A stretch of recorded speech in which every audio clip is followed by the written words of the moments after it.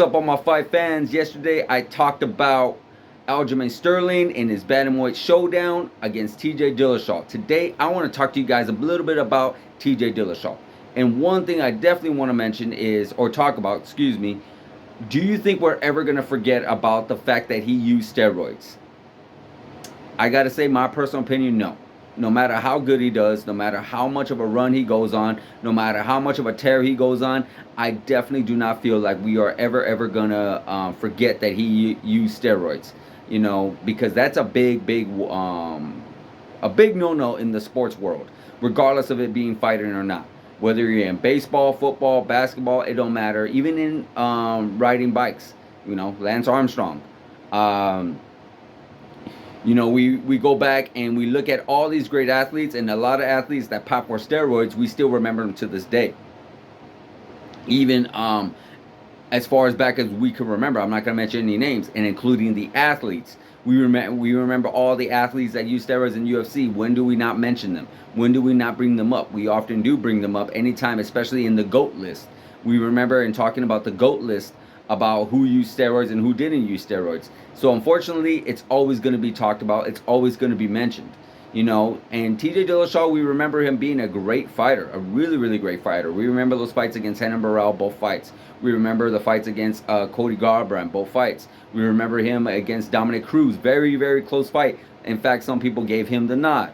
And then we remember the fight that he came back to against Corey Sandhagen. So he's been involved in a lot of great fights, but we also know him for Henry Cejudo, where he did get knocked out, and that is exactly where he ended up testing positive for steroids. And it was in that fight. It was a flyweight championship showdown. It was he had to cut down from a bantamweight, like I mentioned. He was cutting from 135 pounds all the way down to 125 pounds. Not a very easy cut. If you guys look him up and look at the pictures, he did not look the greatest. He did not look like himself. So it was kind of a scary cut, but nonetheless, he ended up using some kind of performance enhancers, and he ended up getting popped for it. Got suspended for, I believe, 2 years, and came back for that Corey Sandhagen fight. Now he got that win. Very good fight, very close fight, but he got that win, and now here we are entering October 22nd against Aljamain Sterling. So nonetheless, guys, it's unfortunate. TJ Dillashaw is a very good fighter, a very good competitor. I definitely enjoyed a lot of his fights. I definitely enjoy his work ethic and what he's willing to do. I looked at some of his training videos and how he trains in that garage and such. So yeah, he's definitely a tough fighter. But it's unfortunate that he definitely used steroids or had to use steroids. One thing I do respect for TJ, he's actually admitted it.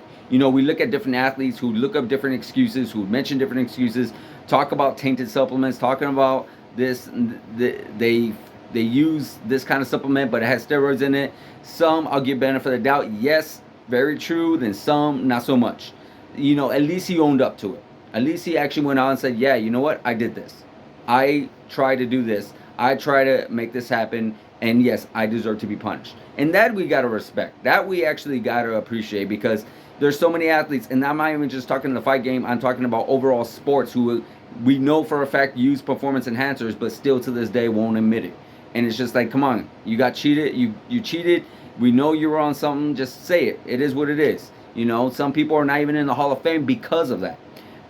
In all sports, they don't agree to it, and some actually do agree to it. But nonetheless, some people like to be considered the GOAT, be considered the greatest of all time. But nonetheless, when you look at the steroid allegations, unfortunately, you can't be, because you pretty much use steroids. And I am a big advocate on that. I don't appreciate steroids. I don't like steroids, because when you raise your kids, you raise them to be the best. You raise them to be better than as best as they can, be better than they were yesterday if they're in sports. But then when you look at some other one who is possibly using some type of performance enhancers as they grow older, then we look at it and say, hey, I did all the right things. I studied, I worked hard, I pushed myself, I did everything I could to be that number one. But unfortunately, this person who did everything I did but decided to take performance enhancers, and that's why that person's better than me. Unfortunately, I don't agree to that. I don't like that, because there's always somebody that's working extra hard to get to that level, to get to that championship level, but you decided to use performance enhancers and kill that person's dream. And that's where I see it's wrong. That's why I cannot put some people at that pound for pound best, the greatest of all time, or some people in the Hall of Fame, because you decide to kill other people's dreams because you want to be better. You know, just be natural. Just be 100% pure. Be 100% working hard and dedication. Don't do something to cheat. Don't be lazy. Because to me, steroids is almost being lazy. You know, you're afraid that no matter what work you're doing in the gym, you still want to do more, and you can't get there. You know, you need some kind of performance enhancers in order to actually get to that next level instead of working actually extra hard. You know, and then in some cases people don't want to stop working and keep working, and that's why they too use performance enhancers as well. So nonetheless, guys, it's a big no. My personal opinion is no. My personal opinion is TJ Dillashaw ever going to get over that hump of being a performance enhancer user? Unfortunately, no. Unfortunately, no. But he is still going to be known as a really good fighter. He's going to be definitely known as a top bantamweight, but he is always going to carry that with him. And it's unfortunate, but I guess it's a price to pay when you decide to do something like that. So what do you guys think? Do you guys think he's going to ever fade away, or do you think this is going to be something he's always going to be remembered for? So guys, let me know what you think in the comments. Like, subscribe, hit that notification button, and I'll see you guys in the next video.